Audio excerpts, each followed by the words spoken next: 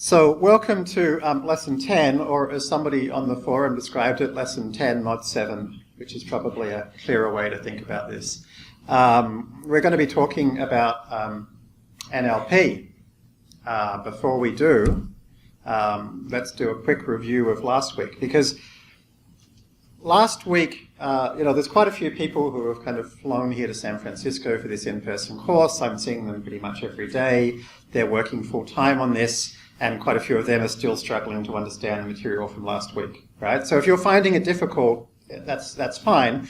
One of the reasons I kind of put it up there up front is so that we've got something to cogitate about and think about and gradually work towards, so that by lesson 14, mod 7, you'll get a second crack at it. Okay, but it's well worth it. There's so many pieces, and so hopefully you can keep developing a better understanding. And to understand the pieces, you'll need to understand, the shapes of convolutional layer outputs and receptive fields and loss functions and everything, right? So it's all stuff that you're going to need to understand for all of your deep learning studies anyway, right? So everything you do to develop an understanding of last week's lesson is going to help you with everything else. So one key thing I wanted to mention is we started out with something which is really pretty simple, which is single object classifier, single object bounding box without a classifier, and then single object classifier and bounding box.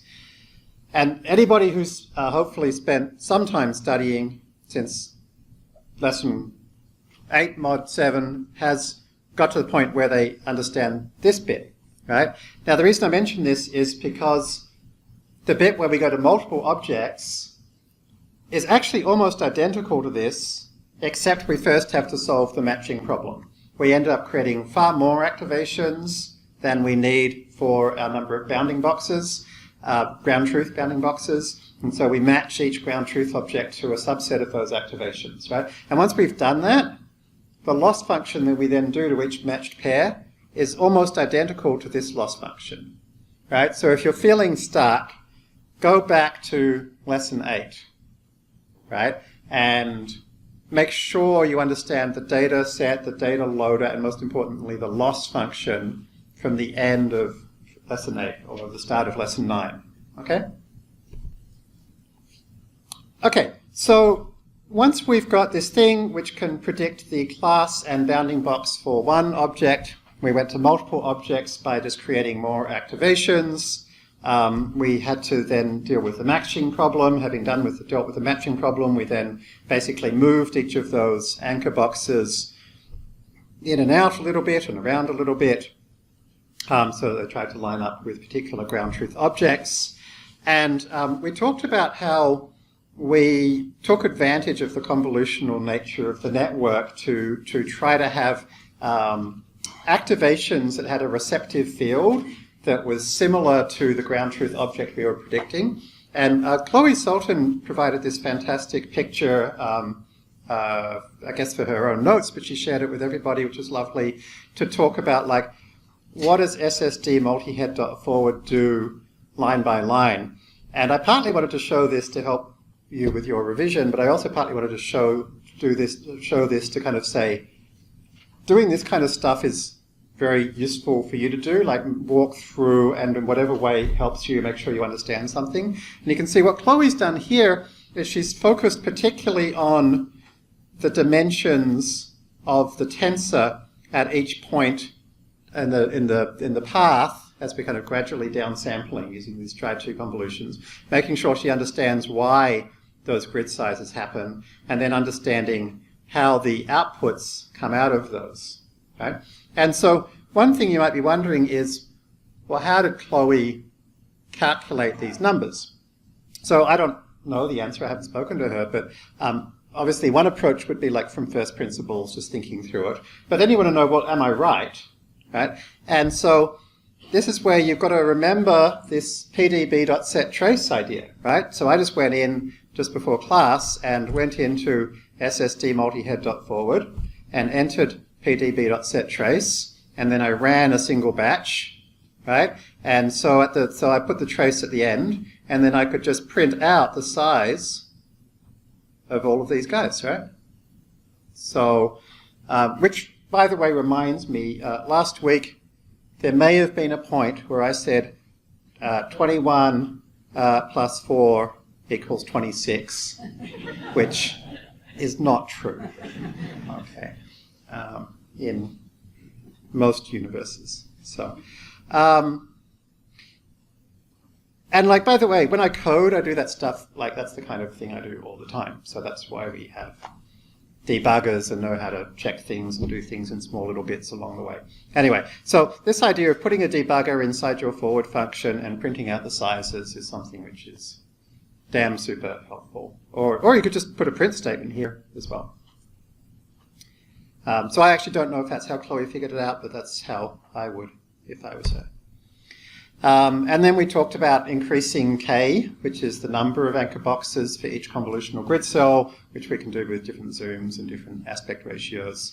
And so that gives us a plethora of activations and therefore predicted bounding boxes, which we then went down to a small number using non-maximum suppression. And I'll try and remember to put a link. There's a really interesting paper that one of our students told me about that I hadn't heard about, which is attempting to, like, you know, I mentioned non-maximum suppression. It's like kind of hacky, kind of ugly. It's totally heuristic. You know, didn't even talk about the code because it seems kind of hideous. So somebody actually came up with a paper recently which attempts to do an end-to-end convnet to replace that NMS piece. So I'll put that paper up. Nobody's created a PyTorch implementation yet, so it would be an interesting project if anybody wanted to try that. One thing I've noticed in our study groups during the week is not enough people reading papers. What we are doing in class now is implementing papers. The papers are the real ground truth, right? And I think, you know, from talking to people, a lot of the reason people aren't reading papers is because a lot of people don't think they're capable of reading papers. They don't think they're the kind of people that read papers. But you are. You're here, right? And like we started looking at a paper last week and we read the words that were in English and we largely understood them, right? So it's like if you actually look through this picture from SSD carefully, you'll realize SSD multi-head.forward is not doing the same as this. And then you might think, oh, well, I wonder if this is better. You know, and my answer is probably, right? Because SSD multi-head.forward was like the first thing I tried just to get something out there, you know, but, you know, there are, between this and the YOLO version 3 paper and stuff, there are probably much better ways. One thing you'll notice in particular is they use a smaller K, but they have a lot more sets of grids. 1 by 1, 3 by 3, 5 by 5, 10 by 10, 19 by 19, and 38 by 38. 8,700 per class, right? So a lot more than we had. So that'd be an interesting thing to experiment with. Another thing I noticed is that whereas we had 4 by 4, 2 by 2, 1 by 1, which means there's a lot of overlap, like every set fits within every other set. In this case, where you've got 1, 3, 5, you don't have that overlap, right? So it might actually make it easier to learn. So there's lots of interesting things you can play with based on stuff that's, you know, either trying to make it closer to the paper or think about other things you could try that aren't in the paper or whatever. Perhaps the most important thing I would recommend is to put the code and the equations next to each other. Yes, Rachel? There was a question of whether you could speak about the use cyclic learning rate argument in the fit function. We will get there, yeah. So put the code and the equations from the paper next to each other. And you're in one of two groups. You're either a code person, like me, who's not that happy about math, in which case I start with the code, and then I look at the math, and I learn about how the math maps to the code and end up eventually understanding the math. Or you're a PhD in stochastic differential equations like Rachel, whatever that means, in which case you can look at the math and then learn about how the code implements the math, right? But either way, unless you're one of those rare people who's equally comfortable in either world, you'll learn about one or the other. Now, learning about code is pretty easy because there's documentation and we know how it's indexed, we know how to look it up and so forth. Sometimes learning the math is hard because the notation might seem hard to look up, but there's actually a lot of resources. For example, list of mathematical symbols on Wikipedia is amazingly great. It has examples of them, explanations of what they mean, and tells you what to search for to find out more about it. Really terrific. And if you Google for math notation cheat sheet, you'll find more of these kinds of terrific resources. Okay? So over time, you do need to learn the notation, but as you'll see from the Wikipedia page, there's not actually that much of it.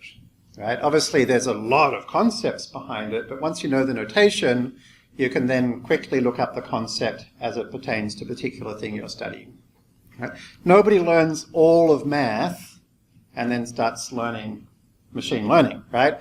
Everybody, even top researchers I know, when they're reading a new paper, will very often come to bits of math they haven't seen before, and they'll have to go away and learn that bit of math. Another thing you should try doing is to recreate things that you see in the papers, right? So here was the key, most important figure 1 from the focal loss paper, the RNN paper. So recreate it, right? And like very often, I put these challenges up on the forums, right? So like keep an eye on the lesson threads on the forums, and so I put this challenge up there, and within about three minutes, Sarada had said, done it, in Microsoft Excel, naturally. Along with actually a lot more information than within the original paper. And the nice thing here is that she was actually able to draw a line showing at a 0.5 ground truth probability what's the loss for different amounts of gamma, which is kind of cool. And if you want to cheat, she's also provided Python code on the forum too.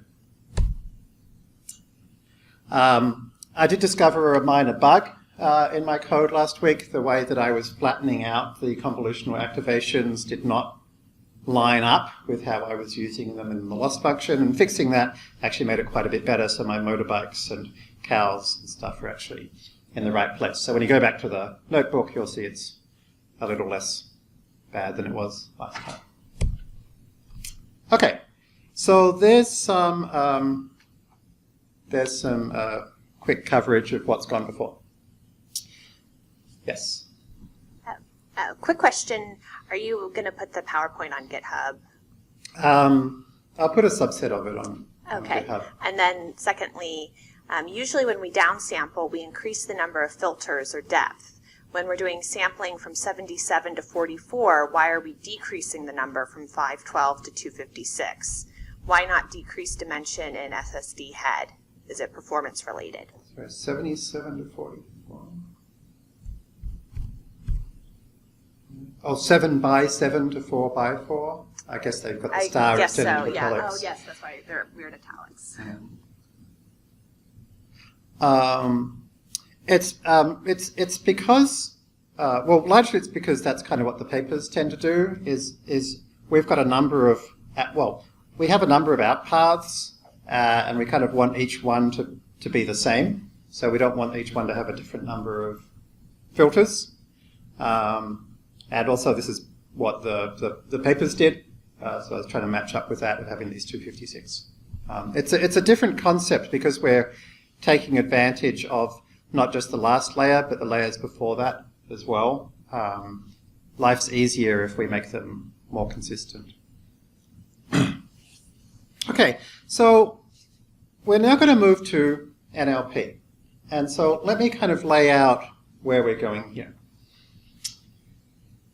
We've seen a couple of times now this idea of like taking a pre-trained model. In fact, we've seen it in every lesson. Take a pre-trained model, whip off some stuff on the top, replace it with some new stuff, get it to do something similar, right?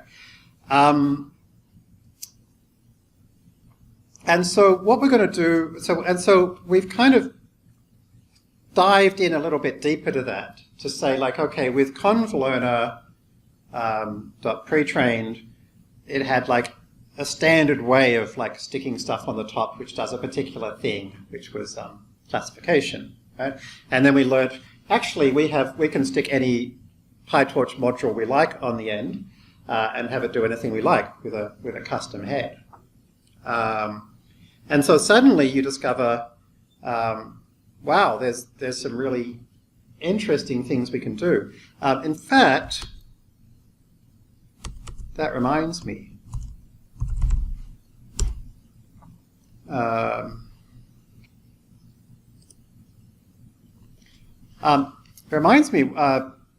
Yang Lu said, well, what if we did a different kind of custom head? And so the different custom head was, well, let's take the original pictures and rotate them and then make our dependent variable the opposite of that rotation, basically, and see if it can learn to unrotate it.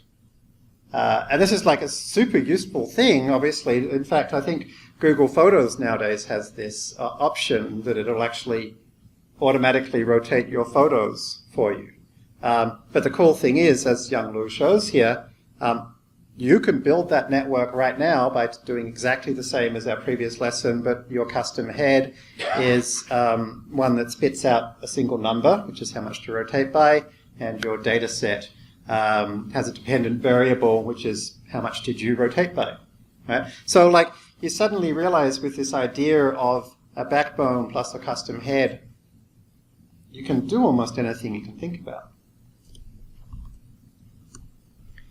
So today we're going to look at the same idea and say like, okay, well, how does that apply to NLP? Okay. And then in the next lesson, we're going to go further and say like, well, if NLP and computer vision kind of let you do the same basic ideas, how do we combine the two? And we're going to learn about a model that can actually learn to find word structures from images, or images from word structures, or images from images. And that'll form the basis, if you wanted to go further, of doing things like going from an image to a sentence. That's called image captioning. Or going from a sentence to an image, which we'll kind of start to do a phrase to image. And so from there, we're going to go deeper then into computer vision to think about like, okay, what other kinds of things we can do with this idea of a pre-trained network plus a custom head. And so we'll look at various kinds of image enhancement, like increasing the resolution of a low-res photo to guess what was missing, or adding artistic filters on top of photos, or changing photos of horses into photos of zebras, and stuff like that. And then finally, that's going to bring us all the way back to bounding boxes again. Right? And so to get there, we're going to first of all learn about segmentation, which is not just figuring out where a bounding box is, but figuring out what every single pixel in an image is part of. So this pixel is part of a person, this pixel is part of a car. And then we're going to use that idea, particularly an idea called UNet, and it turns out that this idea from UNet we can apply to bounding boxes, where it's called feature pyramids. Everything has to have a different name in every slightly different area. And we'll use that to hopefully get some even better results, some really good results actually, with bounding boxes. So that's kind of our path from here. So it's all going to kind of build on each other, but take us into lots of different areas. Now for NLP, last part, we relied on a pretty great library called torchtext. But as pretty great as it was, I've since then found the limitations of it too problematic to keep using it. As a lot of you complained on the forums, it's pretty damn slow. And partly that's because it's not doing parallel processing, and partly it's because it doesn't remember what you did last time, and it does it all over again from scratch. And then it's kind of hard to do fairly simple things, like a lot of you were trying to get into the toxic comment competition on Kaggle, which was a multi-label problem, and trying to do that with torchtext. I eventually got it working, but it took me like a week of hacking away, which is kind of ridiculous. So to fix all these problems, we've created a new library called fastai.text. Fastai.text is a replacement for the combination of torchtext and fastai.nlp. Okay? So don't use fastai.nlp anymore. Okay? That's obsolete. It's slower, it's more confusing, it's less good in every way, right? But there's a lot of overlaps. Okay? Like intentionally, a lot of the classes have the same names, a lot of the functions have the same names, but this is the non-torchtext version. Okay? Okay, so we're going to work with IMDb again. Right? So for those of you who have forgotten, go back and check out lesson 4.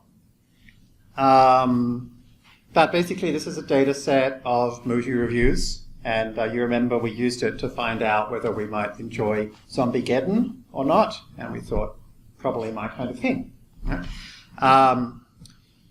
So we're going to use the same data set, and by default it calls itself ACL IMDb. So this is just the raw data set that you can download. And as you can see, I'm doing from fastai.text. Import star. There's no torchtext, and I'm not using fastai.nlp. I'm going to use pathlib as per usual. We're going to learn about what these tags are later. So you might remember the basic path for NLP is that we have to take sentences and turn them into numbers. And there's a couple of steps to get there. Okay, so at the moment, somewhat intentionally, fastai.text doesn't provide that many helper functions. It's really designed more to let you handle things in a fairly flexible way, right? So as you can see here, I wrote something called getTexts, which goes through each thing in classes, and these are the 3 classes that they have in IMDb: negative, positive, and then there's another folder, unsupervised. That's stuff they haven't gotten around to labeling yet. So I'm just going to call that a class for now. And so I just go through each one of those classes, and then I just find every file in that folder with that name, and I open it up and read it, and chuck it into the end of this array. Okay? And as you can see, with pathlib, it's super easy to grab stuff and pull it in.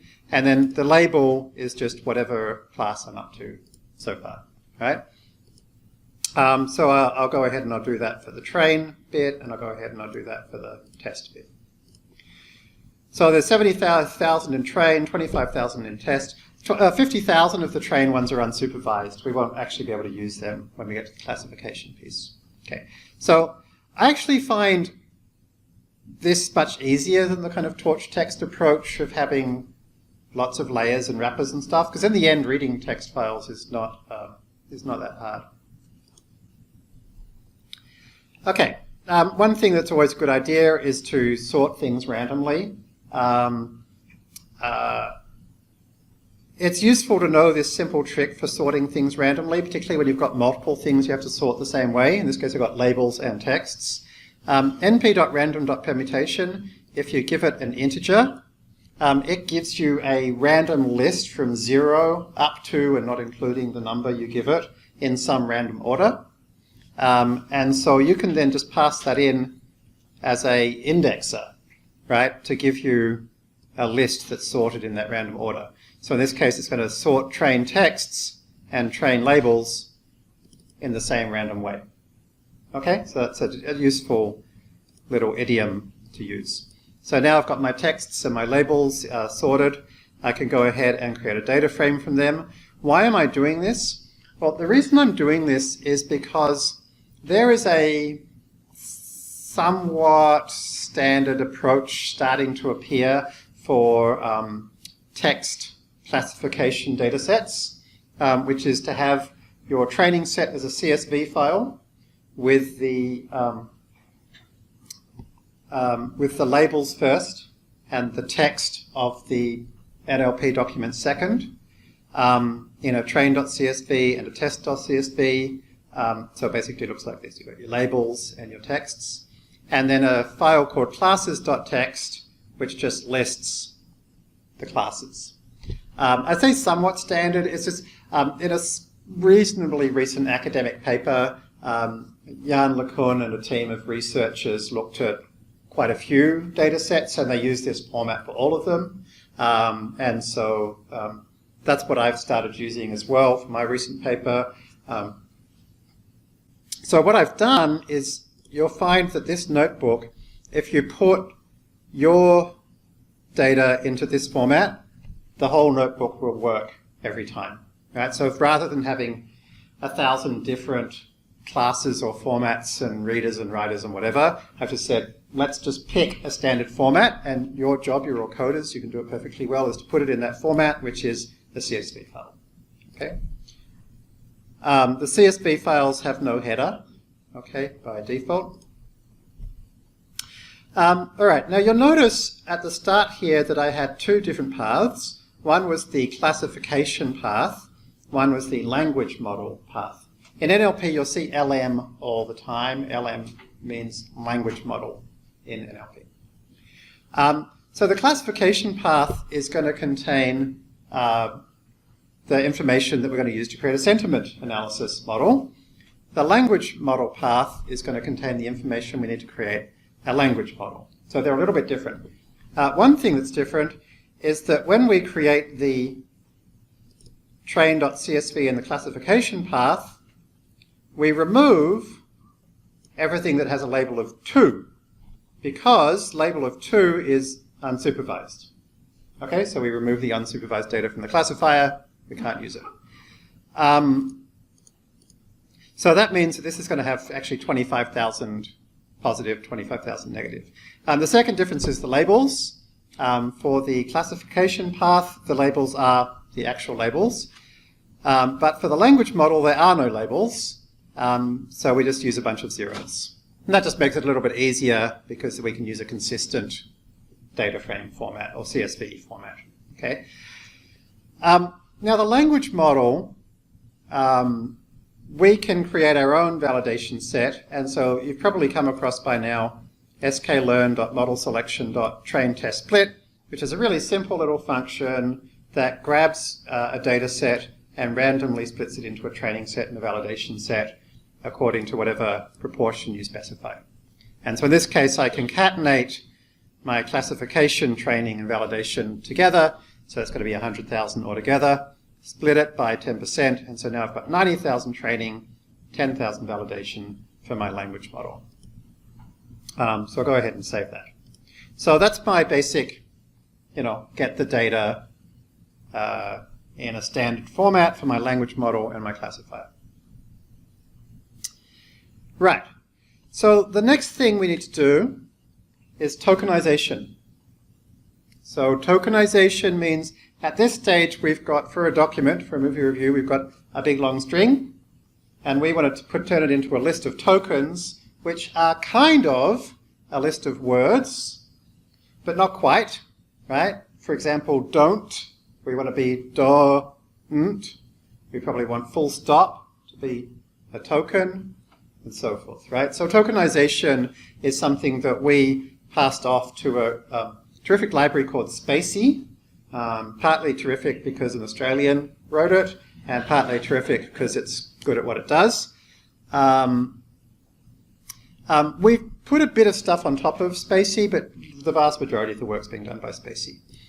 Before we pass it to Spacey, I've written this simple fix-up function, which is basically each time I looked at a different data set, and I've looked at about a dozen in building this, every one had different weird things that needed to be replaced. So here are all the ones I've come up with so far. Hopefully this will help you out as well.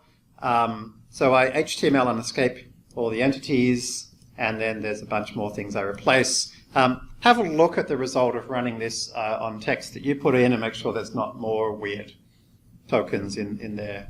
It's amazing how many weird things people do to text.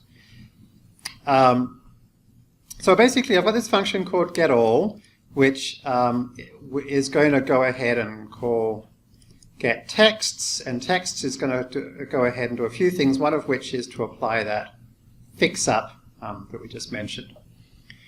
So let's kind of look through this because there's some interesting things to point out. So I'm going to use pandas to open our train.csv from the language model path. But I'm passing in an extra parameter you may not have seen before called chunk size. Python and pandas can both be pretty inefficient when it comes to storing and using text data. And so you'll see that very few people in NLP are working with large corpuses. And I think part of the reason is that traditional tools have just made it really difficult. You run out of memory all the time. So this process I'm showing you today, I have used on corpuses of over 1 billion words successfully using this exact code, right? And so one of the simple tricks is to use this thing called chunk size with pandas. What that means is that pandas does not return a data frame, but it returns an iterator that we can iterate through chunks of a data frame. And so that's why I don't say torchtext equals get texts, because here is the thing get texts, but instead I call get all, which loops through the data frame. But actually what it's really doing is it's looping through chunks of the data frame. So each of those chunks is basically a data frame representing a subset of the data. When I'm working with NLP data, many times I come across data with foreign text or characters. Is it better to discard them or keep them? No, definitely keep them. And this whole process is Unicode. And I've actually used this on Chinese text. This is designed to work on pretty much anything. Yeah. In general, most of the time it's not a good idea to remove anything. Like old-fashioned NLP approaches tend to do all this like lemmatization and all these kind of normalization steps to kind of get rid of, the lowercase everything, blah, blah, blah. But, that's throwing away information which you don't know ahead of time whether it's useful or not. So don't throw away information. Okay, so we go through each chunk, each of which is a data frame, and we call get texts. Get texts is going to grab the labels and make them into ints. It's going to grab then the texts, and I'll point out a couple of things. The first is that before we include the text, we have this beginning of stream token, which you might remember we used way back up here. There's nothing special about these particular strings of letters. They're just ones I figured don't appear in normal texts very often. So every text is going to start with XBOS. Why is that? Because it's often really useful for your model to know when a new text is starting. For example, if it's a language model, right, we are going to concatenate all the text together, and so it'd be really helpful for it to know, oh, this article's finished and a new one started, so I should probably forget some of that context now.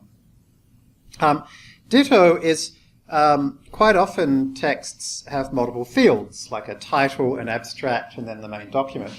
And so by the same token, I've got this thing here which lets us actually have multiple fields in our CSV. Okay, so this process is designed to be very flexible. And again, at the start of each one, we put a special field starts here token, followed by the number of the field that's starting here for as many fields as we have. Okay, then we apply our fix-up to it. And then most importantly, we tokenize it. And we tokenize it by doing a process all multiprocessing, I guess I should say. And so tokenizing tends to be pretty slow, but we've all got multiple cores in our machines now, and some of the better machines on AWS and stuff can have dozens of cores. Here on our university computer, we've got 56 cores. So Spacey is not very amenable to multiprocessing, but I finally figured out how to get it to work. And the good news is it's all wrapped up in this one function now. And so all you need to pass to that function is a list of things to tokenize, which each part of that list will be tokenized on a different core. And so I've also created this function called partition by cores, which takes a list and splits it into sublists. The number of sublists is the number of cores that you have in your computer. Okay, so on my machine, without multiprocessing, this takes about an hour and a half, and with multiprocessing, it takes about 2 minutes. Right, so it's a really handy thing to have. And now that this code's here, feel free to look inside it and take advantage of it for your own stuff. Right? Remember, we all have multiple processors, multiple cores, even in our laptops, and very few things in Python take advantage of it unless you make a bit of an effort to make it work. So there's a couple of tricks to get things working quickly and reliably. As it runs, it prints out how it's going. And so here's the result of the end, right? Beginning of stream token, beginning of field number 1 token. Here's the tokenized text. You'll see that the punctuation is on the whole now a separate token. You'll see there's a few interesting little things. One is this. What's this? T-up. T-up MGM. Well, MGM obviously was originally capitalized, right? But the interesting thing is that normally people either lowercase everything or they leave the case as is. Now, if you leave the case as is, then screw you, all caps, and screw you, lowercase, are two totally different sets of tokens that have to be learned from scratch. Or if you lowercase them all, then there's no difference at all between screw you and screw you, right?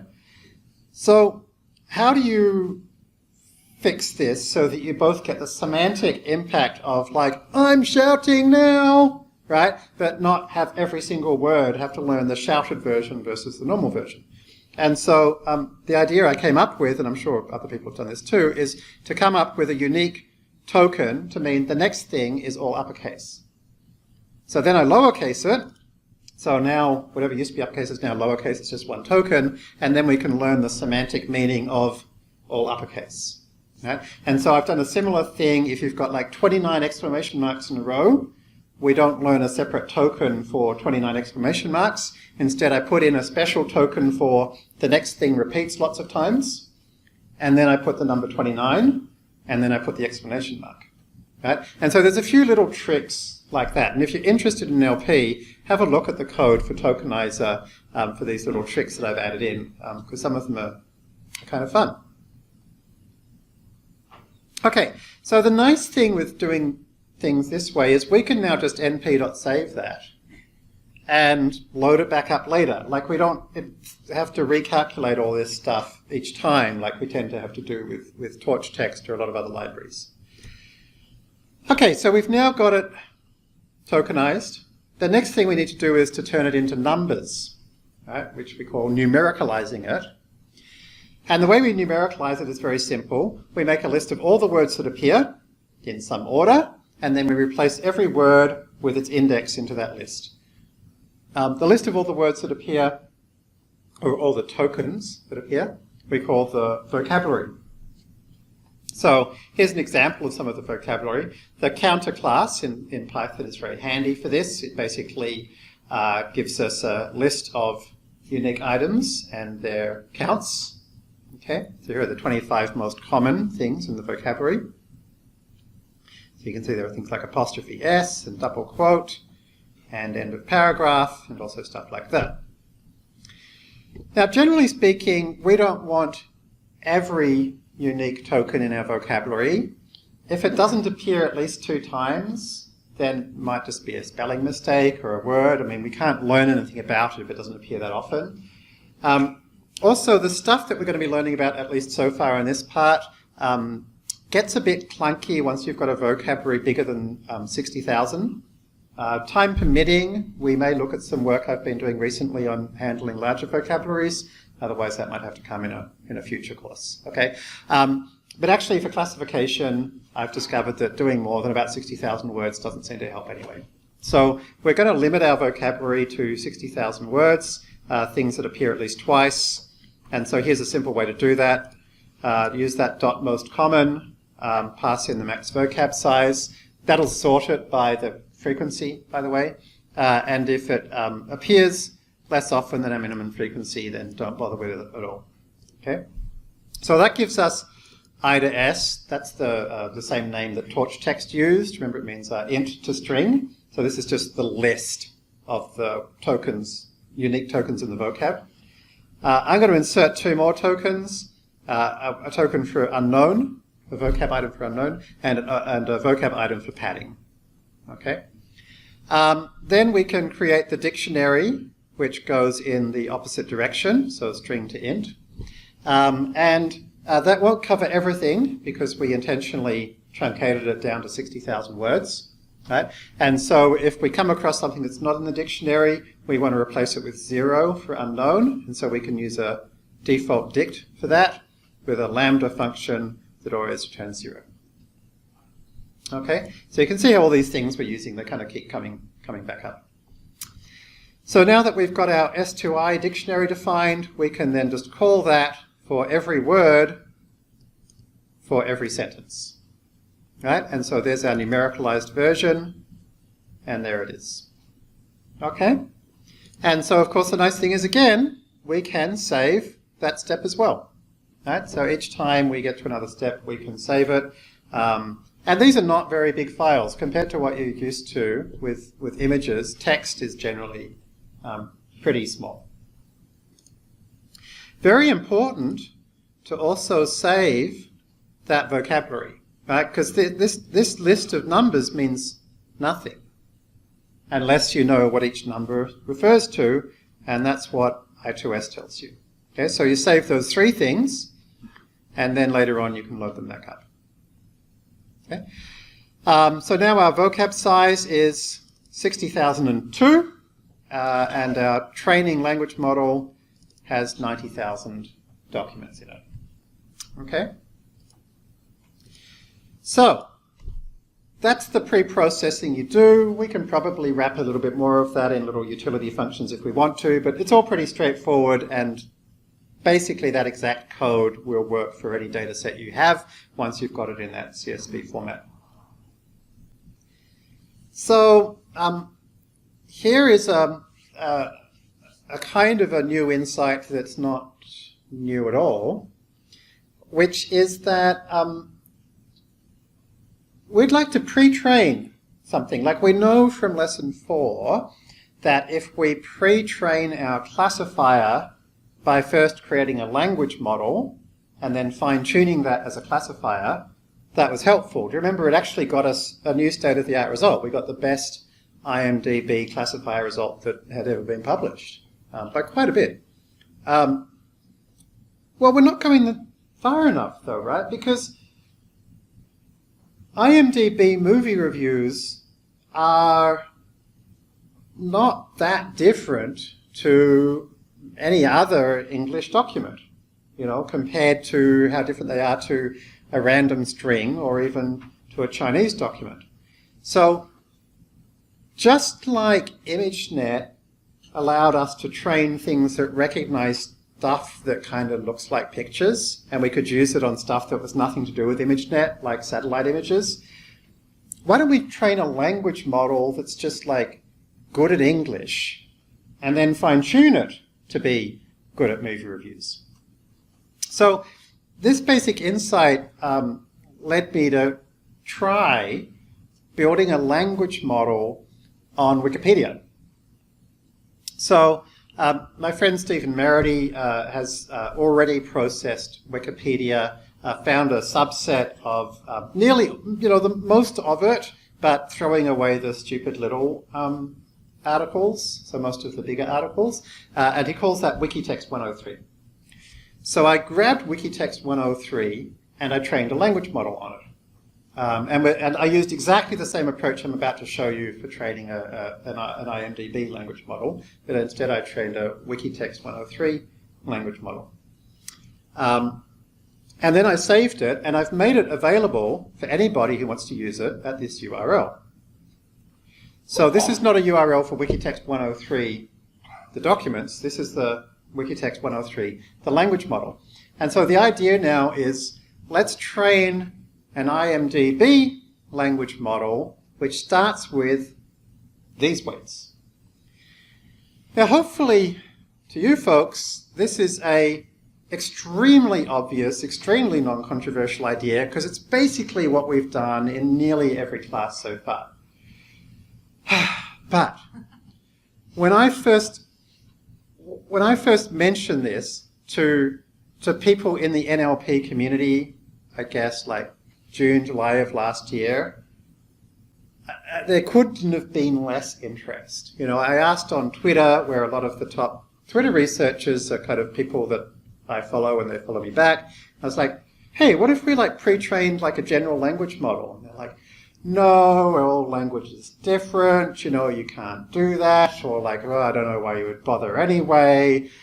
I'd talk to people at conferences and they'd be like, I'm pretty sure people have tried that and it's stupid. Like, there was just this like, I don't know, this weird like straight past. And, you know, I guess because I am arrogant and obstreperous, I ignored them, even though they know much more about NLP than I do, and just tried it anyway. And let me show you what happened. So here's how we do it, right? Grab the wiki text models, right? And if you use wget -r, it'll actually recursively grab the whole directory. It's got a few things in it. We need to make sure that our language model has exactly the same embedding size, number of hidden, and number of layers as my wiki text one did. Otherwise, you can't load the weights in. Okay, so these are the numbers here. So here's our pre-trained path. Here's our pre-trained language model path. Let's go ahead and torch.load in those weights from the forward wikitext 103 model. Okay. We don't normally use torch.load, but that's the you know, the PyTorch way of grabbing a file. And it basically gives you a dictionary containing the name of the layer and a tensor of those weights, or an array of those weights. Now here's the problem. That wikitext language model was built with a certain vocabulary which was not the same as this one was built on. Right? So my number 40 was not the same as wikitext 103 model's number 40. So we need to map one to the other. Okay? Well, that's very, very simple, because luckily I saved the I2S for the wikitext vocab. Right? So here's the list of what each word is when I trained the wikitext 103 model. And so we can do the same default dict trick to map it in reverse.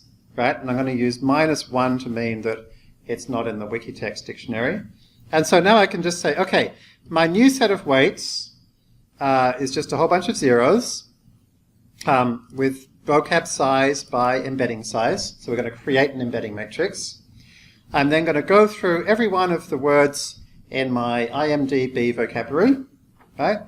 I am going to look it up in S to I2, so string to int for the wikitext 103 vocabulary, and see if that's words there. Okay? And if that is word there, then I'm not going to get this -1, right? So r will be greater than or equal to 0. So in that case, I will just set that row of the embedding matrix to the weight that I just looked up, which was stored inside this named element. And so these names, you can just look at this dictionary, and it's pretty obvious what each name corresponds to, because it looks very similar to the names that you gave it when you set up your module. So here are the encoder weights. Okay, so grab it from the encoder weights. If I don't find it, then I will use the row mean. In other words, here is the average embedding weight across all of the wikitext 103 things. Okay, so that's pretty simple. So I'm going to end up with an embedding matrix for every word that's in both my vocabulary for IMDb and the wikitext 103 vocab. I will use the wikitext 103's embedding matrix weights. For anything else, I will just use whatever was the average weight from the wikitext 103 embedding matrix. Okay, and then I'll go ahead and I will replace the encoder weights with that turned into a tensor. We haven't talked much about weight tying. We might do so later. But basically the decoder, so the thing that turns the final prediction back into a word, uses exactly the same weights. So I pop it there as well. And then there's a bit of a weird thing with how we do embedding dropout that ends up with a whole separate copy of them for a reason that doesn't matter much. Anyway, so we just pop the weights back where they need to go. So this is now something that a dictionary we can now, or a set of torch state, which we can load in. So let's go ahead and create our language model. Okay. And so the basic approach we're going to use, and I'm going to look at this in more detail in a moment, but the basic approach I'm going to use is I'm going to concatenate all of the documents together into a single list of tokens of length 24.998 million. Okay, so that's going to be what I pass in as my training set. So with a language model, right, we basically just take all our documents and just concatenate them back to back. Okay, and we're going to be continuously trying to predict what's the next word after these words. What's the next word after these words? And we'll look at these details in a moment. I'm going to set up a whole bunch of dropout. We'll look at that in detail in a moment. Once we've got a model data object, we can then grab the model from it. So that's going to give us a learner. Okay, and then as per usual, we can call learner.fit. So we first of all, as per usual, just do a single epoch on the last layer just to get that okay. And the way I've set it up is the last layer is actually the embedding weights, because that's obviously the thing that's going to be the most wrong, because like a lot of those embedding weights didn't even exist in the vocab. So we're just going to train a single epoch of just the embedding weights. And then we'll start doing a few epochs of the full model. And so how is that looking? Well, here's lesson 4, which was our academic world's best ever result. And after 14 epochs, we had a 4.23 loss. Here, after 1 epoch, we have a 4.12 loss, right? So by pre-training on Wikitext 103, in fact, let's go and have a look. We kept training and training at a different rate. Eventually, we got to 4.16. So by pre-training on Wikitext 103, we have a better loss after 1 epoch than the best loss we got for the language model otherwise. Yes, Rachel? What is the Wikitext 103 model? Is it AWD LSTM again? Yeah, and we're about to dig into that. But it's the way I trained it was literally the same lines of code that you see here, but without pre-training it on Wikitext 103. Okay, so let's take a 10-minute break, come back at 7:40, and we'll dig in and have a look at these models. Okay, welcome back. Before we go back into language models and NLP classifiers, a quick discussion about something pretty new at the moment, which is the FastAI doc project. So the goal of the FastAI doc project is to create documentation that makes readers say, wow, that's the most fantastic documentation I've ever read. And so we have some specific ideas about how to do that. But it's the same kind of idea of like top-down, thoughtful, take full advantage of the medium approach, interactive experimental code first that we're all familiar with. If you're interested in getting involved, the basic approach you can see in the docs directory. So this is the README in the docs directory. In there is, amongst other things, a transforms template.adoc. What the hell is adoc? Adoc is ASCII doc. How many people here have come across ASCII doc? That's awesome. ASCII doc is, people are laughing because there's one hand up, and it's somebody who was in our study group today who talked to me about ASCII doc. ASCII doc is the most amazing project. It's like Markdown, but it's like what Markdown needs to be to create actual books. and like a lot of actual books are written in ASCII doc. And so it's as easy to use as Markdown, but there's way more cool stuff you can do with it. In fact, here is an ASCII doc file here, right? And as you'll see, it looks very normal. There's headings, right? And this is pre-formatted text. There's lists and whatever else. It looks pretty standard. And actually, I'll show you a more complete ASCII doc thing, a more standard ASCII doc thing. But you can do stuff like, say, put a table of contents here, please. You can say, : means put a definition list here, please. Plus means this is a continuation of the previous list item. So there's just like little things that you can do which are super handy, or like put this thing, make it slightly smaller than everything else. So it's like turbocharged Markdown. And so this ASCII doc creates this HTML. And I didn't add any CSS or do anything myself. Like, we literally started this project like 4 hours ago. So this is like just an example, basically, right? And so you can see we've got a table of contents. We can jump straight to here. We've got a cross-reference we can click on to jump straight to the cross-reference. Each method kind of comes along with its details and so on and so forth, right?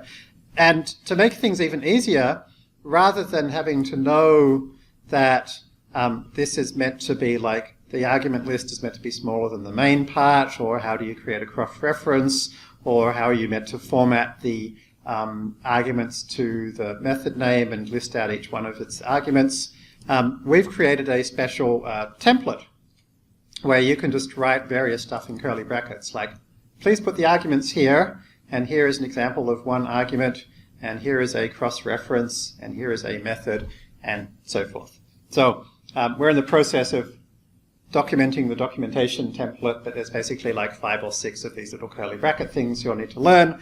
But for you to create the documentation of a class or a method, you can just copy one that's already there, basically.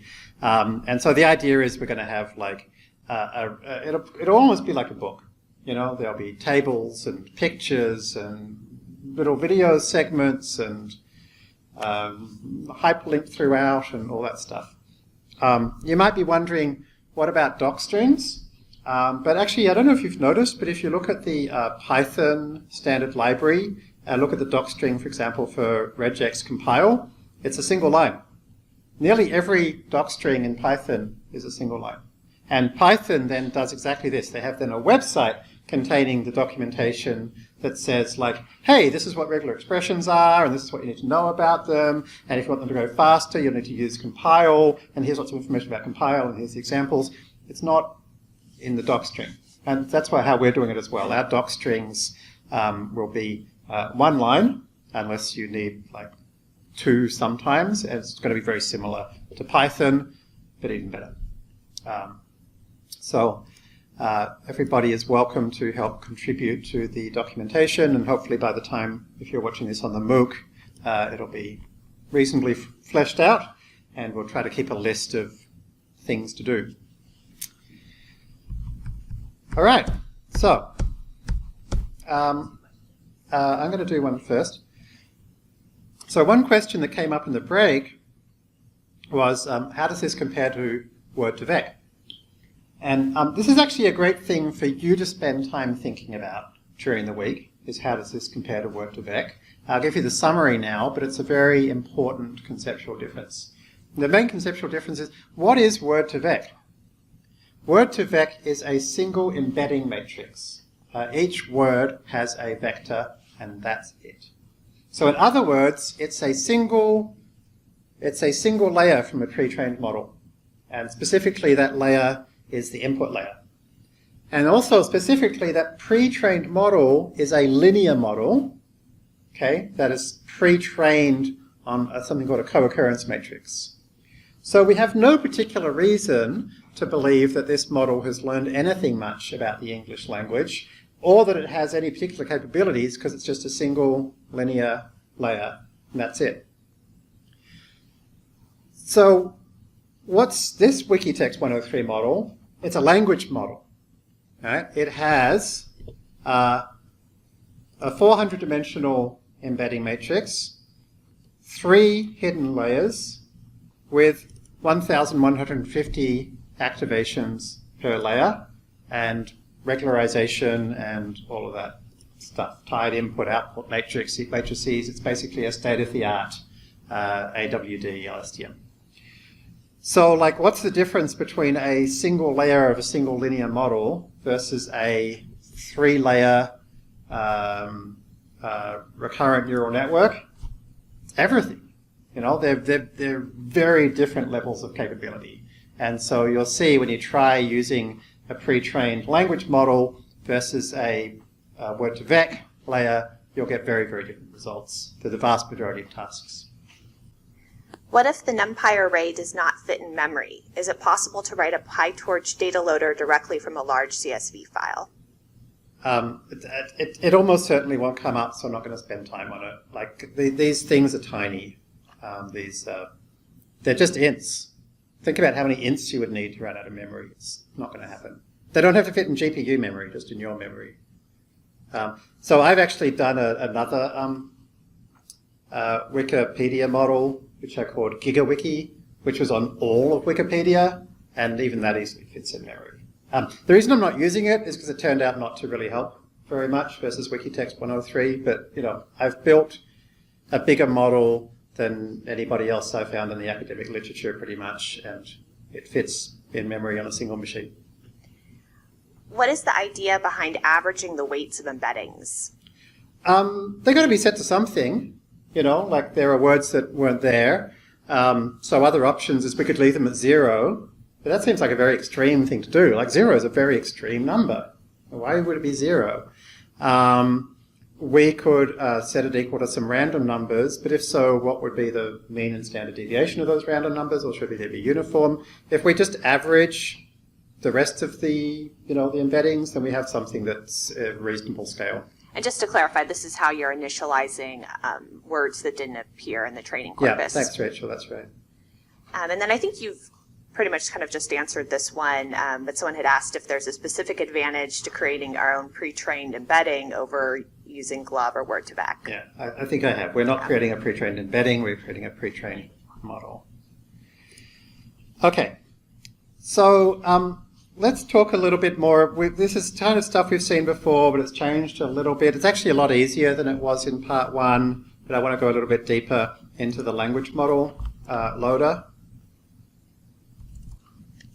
Okay, so this is the language model loader, and I really hope that by now you've learned in your editor or IDE how to jump to symbols. Okay, I don't want it to be a burden for you to find out what the source code of language model loader is, right? And if it's still a burden, please, you know, go back and try and learn those keyboard shortcuts in VS Code. You know, like if your editor doesn't make it easy, don't use that editor anymore. Okay, there's lots of good free editors that make this easy. Okay, so so here's the source code for language model loader, and yeah, it's interesting to notice that it's not doing anything particularly tricky. It's not deriving from anything at all, right? What makes it something that's capable of being a data loader is that it's something you can iterate over. Okay. And so specifically,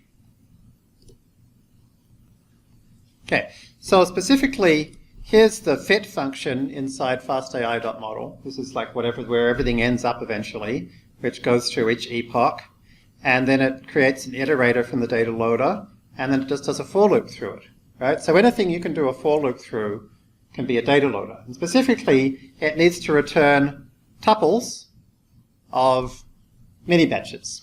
Right? An independent and dependent variable for mini batches. So anything with a dunder iter method is something that can act as an iterator, and yield is a neat little Python keyword. You probably should learn about it if you don't already know it, but it basically spits out a thing and waits for you to ask for another thing, normally in like a for loop or something. So in this case, we start by initializing the language model, passing it in the numbers. So this is the numericalized, big long list of all of our documents concatenated together. And the first thing we do is to batchify it. And this is the thing which quite a few of you got confused about last time, right? If our batch size is 64, and we have 25 million numbers in our list, we are not creating items of length 64. We're not doing that. We're creating 64 items in total. So each of them is of size t divided by 64, which is 390,000. Right? So that's what we do here when we reshape it, so that this axis here is of length 64, and then this -1 is everything else. So that's 300 and whatever I said, 390,000 long. Right? And then we transpose it.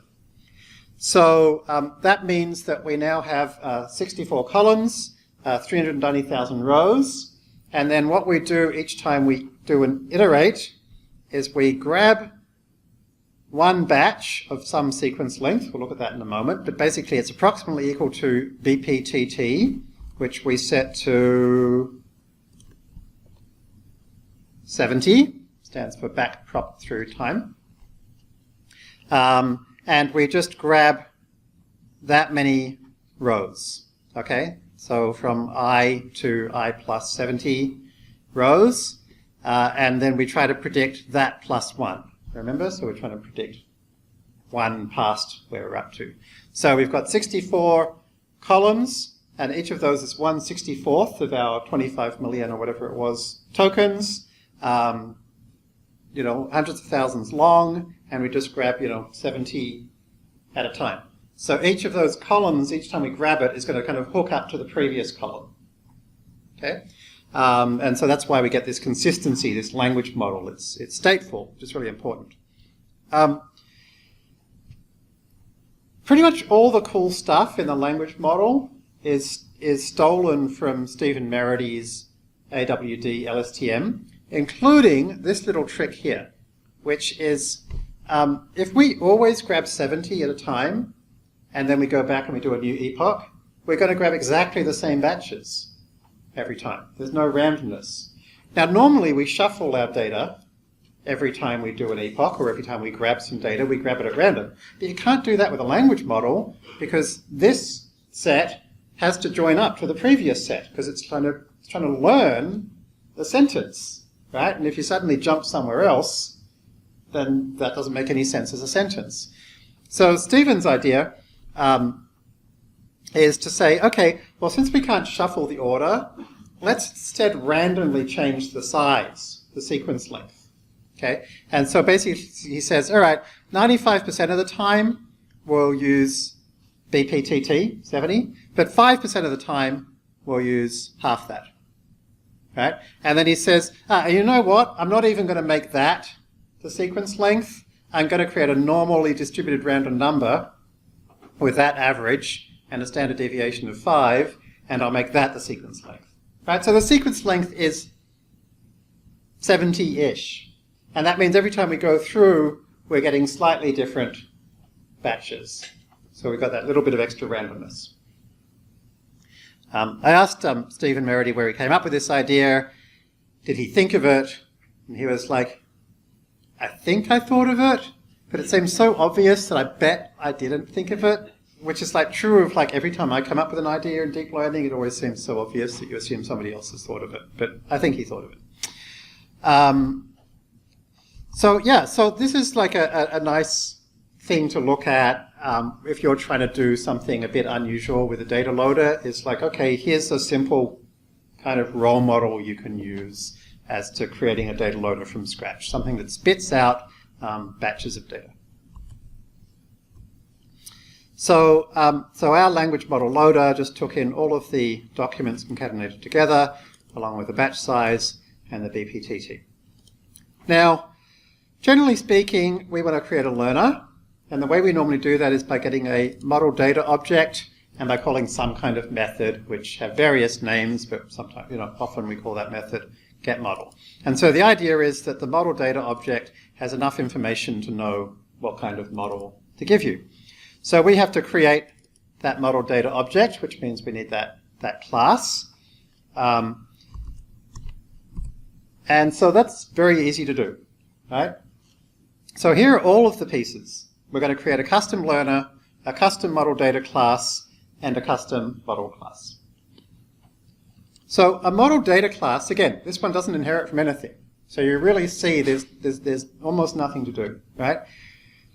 You need to tell it, most importantly, what's your training set? Give it a data loader. What's the validation set? Give it a data loader. And optionally, give it a test set, data loader. Plus anything else it needs to know, right? So it might need to know the BPTT. It needs to know the number of tokens, that's the vocab size. It needs to know what is the padding index. And so that it can save temporary files and models, model data always need to know the path. Okay? And so we just grab all that stuff and we dump it, right? And that's it. That's the entire initializer. There's no logic there at all. Okay? So then all of the work happens inside getModel, right? And so getModel calls something we'll look at later, which just grabs a normal PyTorch NN.module architecture, okay, and chucks it on the GPU. Note with PyTorch, normally we would say .CUDA. With fastai, it's better to say to GPU, and the reason is that if you don't have a GPU, it'll leave it on the CPU, and it also provides a global variable you can set to choose whether it goes on the GPU or not. So it's a better approach. So we wrap the model in a language model, and the language model is this. Basically, a language model is a subclass of basic model. It basically almost does nothing except it defines layer groups. And so remember how when we do like discriminative learning rates where different layers have different learning rates, or like we freeze different amounts, we don't provide a different learning rate for every layer, because there can be like 1,000 layers. We provide a different learning rate for every layer group, right? So when you create a custom model, you just have to override this one thing, which returns a list of all of your layer groups, right? So in this case, my last layer group contains the last part of the model and one bit of dropout, and the rest of it, this star here means pull this apart, so this is basically going to be one layer per RNN layer. Okay, so that's all that is. And then finally, turn that into a learner, and so a learner you just pass in the model, and it turns it into a learner. In this case, we have overridden learner, and the only thing we've done is to say, I want the default loss function to be cross entropy. Okay, so this, entire set of custom model data, custom learner, all fits on a single screen, and they always basically look like this, right? So that's a kind of little dig inside this pretty boring part of the code base. So the interesting part of this code base is getLanguageModel, right? Because getLanguageModel is actually the thing that gives us our AWD LSTM. And it actually contains the big idea, right? The big, incredibly simple idea that everybody else here thinks is really obvious, but everybody in the NLP community I spoke to thought was insane, which is basically every model can be thought of, pretty much every model can be thought of as a backbone plus a head, and if you pre-train the backbone and then stick on a random head, you can do fine-tuning, and that's a good idea. Right? And so here's these two bits of the code are literally right next to each other. This is kind of all there is inside this bit of fastai.lmRNN. Here's getLanguageModel. Here's getClassifier. getLanguageModel creates an RNN encoder and then creates a sequential model that sticks on top of that a linear decoder. Classifier creates an RNN encoder and then a sequential model that sticks on top of that, a pooling linear classifier. We'll see what these differences are in a moment, but you get the basic idea, right? They're basically doing pretty much the same thing. They've got this head, and then they're sticking on a simple linear layer on top, right? So it's worth digging in a little bit deeper and seeing what's going on here. Yes, Rachel? There was a question earlier about whether any of this translates to other languages. Yeah, this whole thing works in any language you like. Obviously, I mean, would you have to retrain your language model on a corpus from that language? Absolutely. Or okay. Yeah. So the Wikitext 103 pre-trained language model knows English, right? You could use it maybe as a pre-trained start for like a French or German model. Start by retraining the embedding layer from scratch. Might be helpful. Chinese, maybe not so much. But like, given that a language model can be trained from any unlabeled documents at all, you never have to do that, right? Because almost every language in the world has, plenty of documents you can grab, newspapers, web pages, parliamentary records, whatever. Right? As long as you've got a few thousand documents showing somewhat normal usage of that language, you can create a language model. And so I know some of our students, one of our students, his name I'll have to look up during the week, very embarrassing, tried this approach for Thai. And he said, like, the first model he built easily beat the previous state-of-the-art Thai classifier.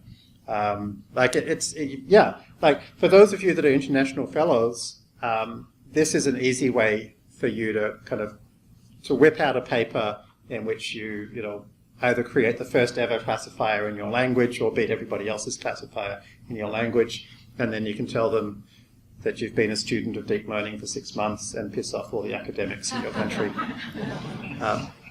Okay, so here's our RNN encoder. It's just a standard NN.module. Most of the text in it is actually just documentation, as you can see. It looks like there's more going on in it than there actually is, but really all there is we create an embedding layer, we create an LSTM for each layer that's been asked for, and that's it. Everything else in it is dropout, right? Basically, all of the interesting stuff just about in the AWED LSTM paper is all of the places you can put dropout.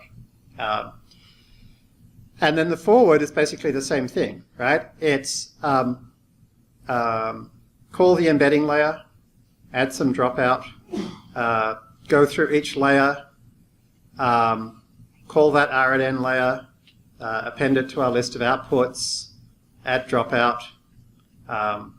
That's about it, right? So it's really pretty straightforward, and the paper you want to be reading, as I've mentioned, is the AWD LSTM paper, which is this one here, Regularizing and Optimizing LSTM Language Models, and it's well written and pretty accessible, right? And entirely implemented inside fastai as well, right? So you can see all of the code for that paper. And like a lot of the code actually is shamelessly plagiarized with Stephen's permission from his excellent GitHub repo for AWD LSTM, and the process of which I fixed some of his bugs as well. So I even told him about them. So I talk, I'm talking increasingly about please read the papers. So here's the paper, please read this paper. And it refers to other papers. So for things like, why is it that the encoder weight and the decoder weight are the same, right? Well, it's because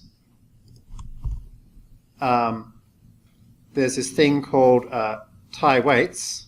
This is inside. This is inside that get language model. There's a thing called tie weights that defaults to true, and if it's true, then we actually Thai, we literally use the same weight matrix for the encoder and the decoder. Okay? So like they're literally pointing at the same block of memory, if you like. And so why is that? What's the result of it? That's one of the citations in Stephen's paper, which is also a well-written paper you can go and look up and learn about wait time. So there's a lot of cool stuff in there. Okay, so we have basically a standard RNN. The only reason where it's not standard is it's just got lots more types of dropout in it.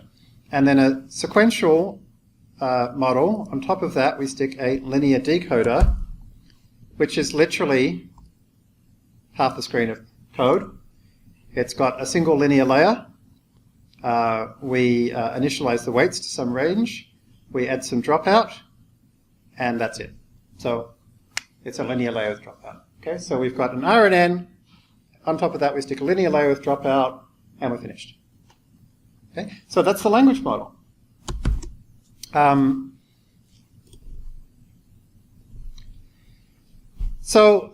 What dropout you choose matters a lot, and through a lot of experimentation, I found a bunch of dropouts, and you can see here we've got like each of these corresponds to a particular argument, a bunch of dropouts that tend to work pretty well for language models.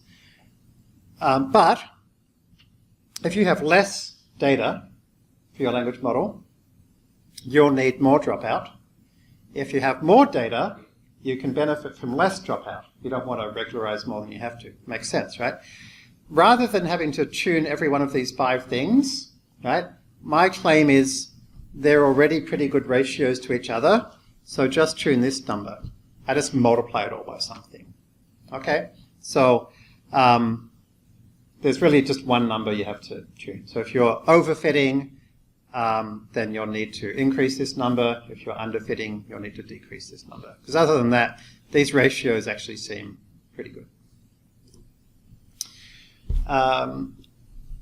So one important idea, which may seem pretty minor, but again it's incredibly controversial, is that we should measure accuracy when we look at a language model. So normally language models, we look at this loss value, which is just cross-entropy loss, but specifically we nearly always take e to the power of that, which the NLP community calls perplexity. Okay, so perplexity is just e to the power of cross-entropy. There's a lot of problems with comparing things based on cross-entropy loss. I'm not sure I've got time to go into it in detail now, but the basic problem is that it's kind of like that thing we learned about focal loss. Cross-entropy loss, if you're right, it wants you to be really confident that you're right.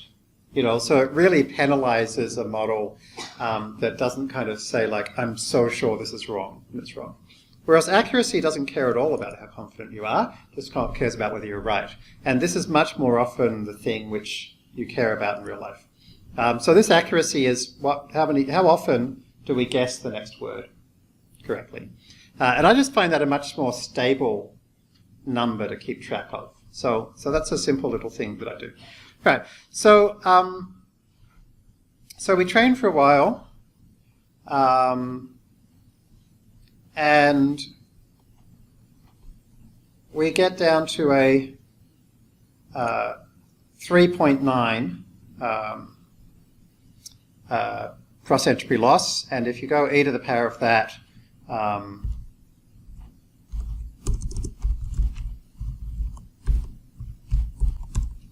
and to kind of give you a sense of like what's happened with language models, if you look at academic papers from about 18 months ago, you'll see them talking about perplexities, state-of-the-art perplexities of like over 100. Right? Like the rate at which our ability to kind of understand language, and I think like measuring language model accuracy or perplexity is not a terrible proxy for understanding language. If I can guess what you're going to say next, it's, you know, I pretty much need to understand language pretty well, and also the kind of things you might talk about pretty well. So this number has just come down so much It's been amazing. NLP in the last 12 to 18 months. And it's going to come down a lot more. It really feels like 2011, 2012 computer vision. You know, we're just starting to understand transfer learning and fine-tuning, and these basic models are getting so much better. So everything you thought about, like what NLP can and can't do, is very rapidly going out of date. Like there's still lots of stuff NLP is not good at, to be clear, right? Just like in 2012, there was lots of stuff computer vision wasn't good at. But it's changing incredibly rapidly, and now is a very, very good time to be getting very, very good at NLP or starting startups based on NLP, because there's a whole bunch of stuff which computers were absolutely shit at 2 years ago and now are like not quite as good at people, and then next year they'll be much better than people. Yep. 2 questions. One, what is your ratio of paper reading versus coding in a week? Gosh. What do you think, Rachel? You see me. I mean, it's a lot more coding, right? It's a lot more coding. I feel like it also really varies from week to week. Like, I feel like they're... Like, with that bounding box stuff, you know, like with that bounding box stuff, there was all these papers and no map through them. And so I didn't even know which one to read first, and then I'd read the citations and didn't understand any of them. And so there was a few weeks of just kind of reading papers before I even know what to start coding. That's unusual, though. Like most of the time, I don't know. Anytime I start reading a paper, I'm always convinced that I'm not smart enough to understand it, always, regardless of the paper. And somehow eventually I do. But yeah, I try to spend as much time as I can coding. And then the second question, is your dropout rate the same through the training, or do you adjust it and the weights accordingly? I'll just say one more thing about the last bit, which is very often, like the vast majority, nearly always, after I've read a paper, even after I've read the bit that says this is the problem I'm trying to solve, I'll kind of stop there and try to implement something that I think might solve that problem. And then I'll go back and read the paper, and I'll read little bits about like, oh, these are how I solve these problem bits. And I'll be like, oh, that's a good idea. And then I'll try to implement those. And so like, that's why, for example, I didn't actually implement SSD. You know, like my custom head is not the same as their head. It's because I kind of read the gist of it, and then I tried to create something best as I could, and then go back to the papers and try to see why. And so by the time I got to the focal loss paper, Rachel will tell you, I was like driving myself crazy with like, how come I can't find small objects? How come it's always predicting background? You know, and I read the focal loss paper and I was like, oh, that's why, you know, so like, it's so much better when you deeply understand the problem they're trying to solve. And I do find the vast majority of the time, by the time I read that bit of the paper, which is like solving the problem, I'm then like, yeah, but these 3 ideas I came up with, they didn't try. You know, and you suddenly realize that you've got new ideas. Whereas if you just implement the paper, you know, mindlessly, it's, you know, you tend not to have these insights about better ways to do it. Varying dropout is really interesting, and there are some recent papers, actually, that suggest gradually changing dropout. And it was either a good idea to gradually make it smaller or to gradually make it bigger, and I'm not sure which. Let's try. Maybe one of us can try and find it during the week. I haven't seen it widely used. I tried it a little bit with the most recent paper I wrote, and I had some good results. I think I was gradually making it smaller, but I can't remember. Okay, and then the next question is, am I correct in thinking that this language model is built on word embeddings? Would it be valuable to try this with phrase or sentence embeddings? I asked this because I saw from Google the other day, universal sentence encoder. Yeah, no, this is much better than that. Like, do you see what I mean? Like, this is not just an embedding of a sentence. This is an entire model, right? So an embedding, by definition, is like a fixed thing.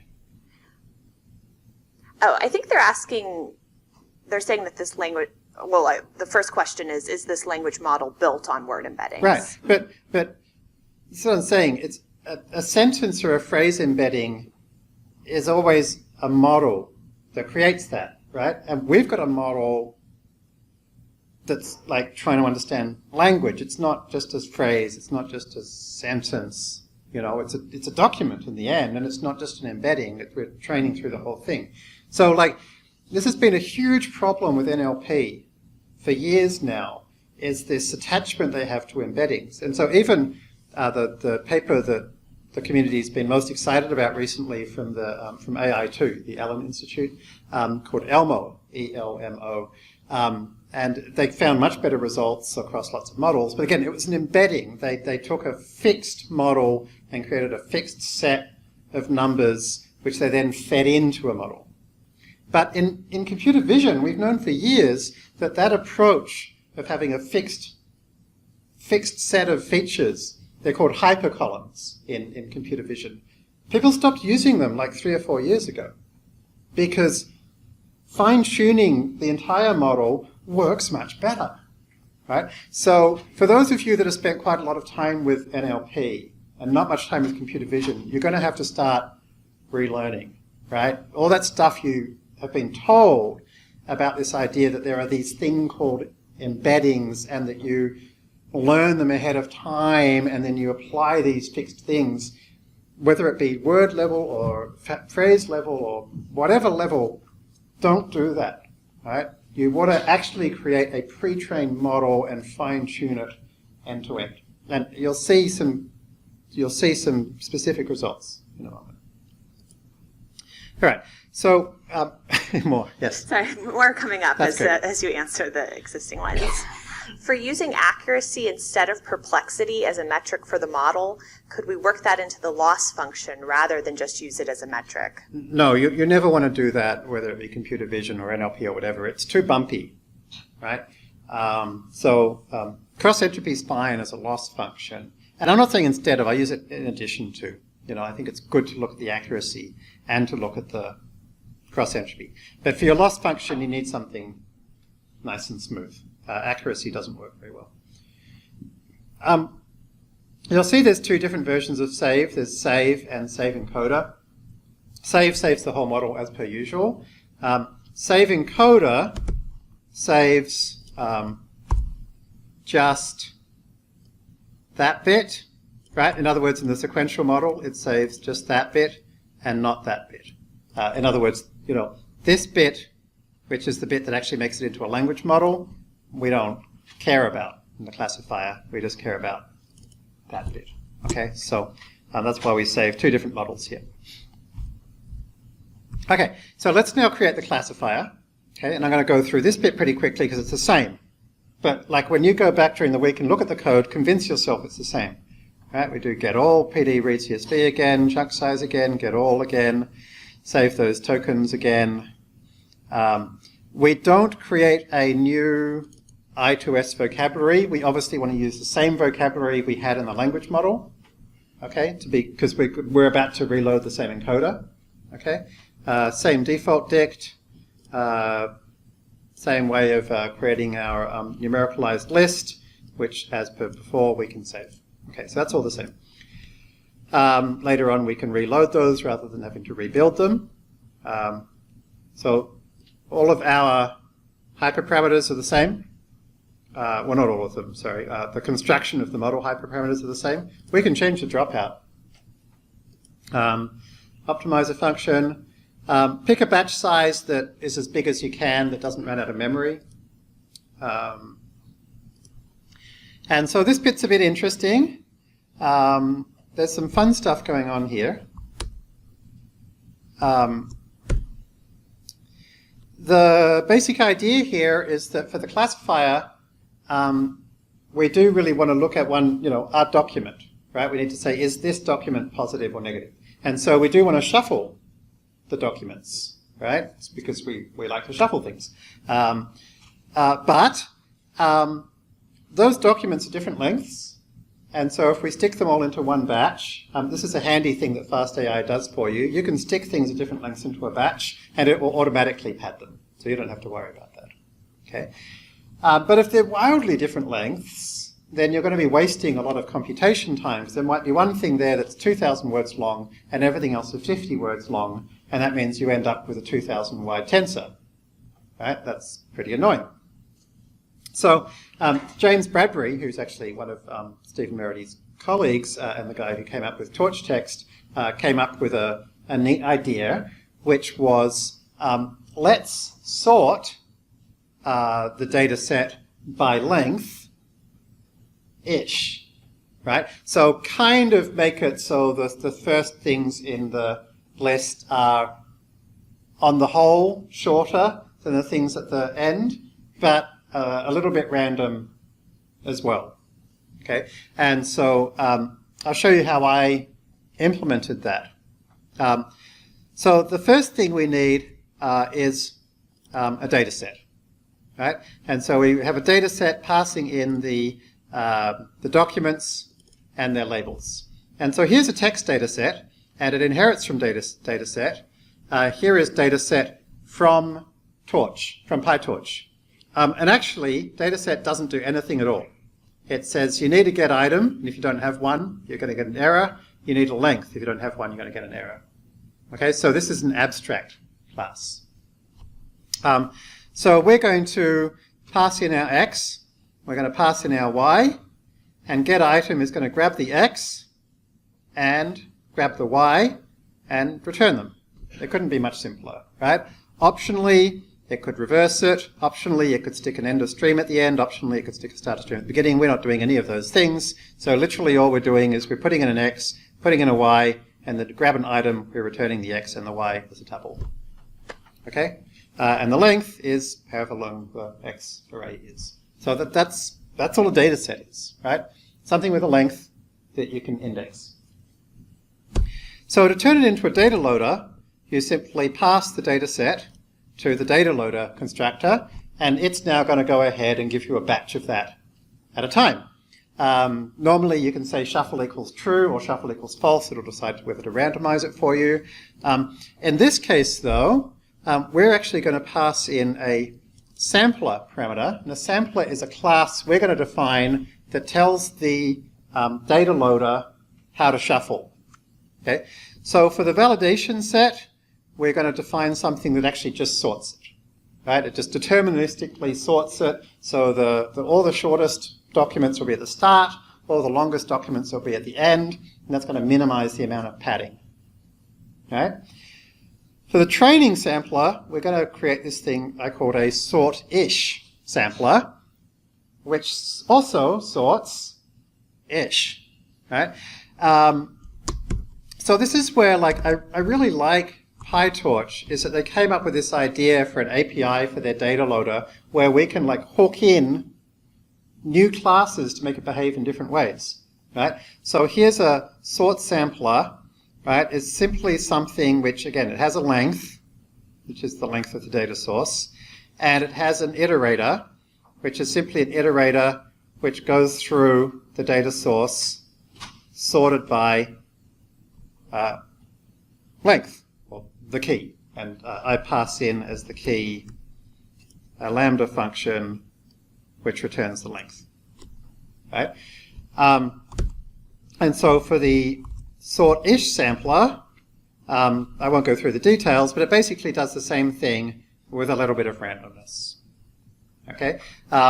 So it's a really beautiful, just another of these beautiful little design things in PyTorch that I discovered I could take James Bradbury's ideas, which he had written a whole new set of classes around, and I could actually just use the inbuilt hooks inside PyTorch. You will notice data loader, it's not actually PyTorch's data loader, it's actually FastAI's data loader, but it's basically almost entirely plagiarized from PyTorch, but customized in some ways to make it faster, mainly by using multi-threading instead of multi-processing. Yes, Rachel? Does the pre-trained LSTM depth and BPTT need to match with the new one we are training? No, the BPTT doesn't need to match at all. That's just how many things do we look at a time. It's got nothing to do with the architecture. Okay, so now we can call that function we just saw before, get RNN classifier. It's going to create exactly the same encoder, more or less. Okay, and we're going to pass in the same architectural details as before. But this time we can, the head that we add on, you've got a few more things you can do. One is you can add more than one hidden layer. So this layers here says this is what the input to my classifier section, my head, is going to be. This is the output of the first layer. This is the output of the second layer, and you can add as many as you like. So you can basically create a little multi-layered neural net classifier at the end. And so ditto, these are the dropouts to go after each of these layers. Okay? And then here are all of the AWD LSTM dropouts, which we're going to basically plagiarize that idea for our classifier. We're going to use the RNN learner just like before. We're going to use discriminative learning rates for different layers. Actually, this is the set that I start using here. You can try using weight decay or not. I've been fiddling around a bit with that to see what happens. And so we start out just training the last layer, and we get 92.9% accuracy. Then we freeze one more layer, unfreeze one more layer, get 93.3 accuracy, and then we fine-tune the whole thing. And after 3 epochs,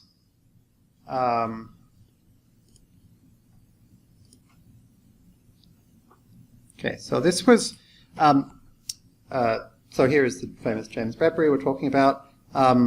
This was kind of the main attempt before our paper came along at using a pre-trained model. And what they did is they used a pre-trained translation model. But they didn't fine-tune the whole thing. They just took the activations of the translation model. And when they tried IMDb, they got, should look down here. They got 91.8%, which we beat easily after only fine-tuning one layer. Okay? They weren't state-of-the-art there. The state-of-the-art is 94.1, which we beat after fine-tuning the whole thing for 3 epochs. Right? And so by the end, we're at 94.8, which is obviously a huge difference because, like, in terms of error rate, that's gone down from 5.9. And then I'll tell you a simple little trick is go back to the start of this notebook and reverse the order of all of the documents and then rerun the whole thing, right? And when you get to the bit that says WT103, replace this FWD for forward with BWD for backward. That's a backward English language model that learns to read English backwards.